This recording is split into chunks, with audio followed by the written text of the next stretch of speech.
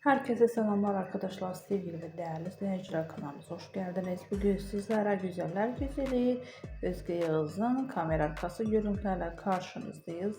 Doğan'ın Kanunu dizisinde Doğa rolünü canlandıran başarılı güzel oyuncumuzun yeni birbirinden renkli görüntülerini görmek istiyorsanız Ünlüler Apartmanı kanalımıza abone olmayı unutmayın. Umarım videomuzu beğenirsiniz. Buyurun videomuzu izlemekte kalın.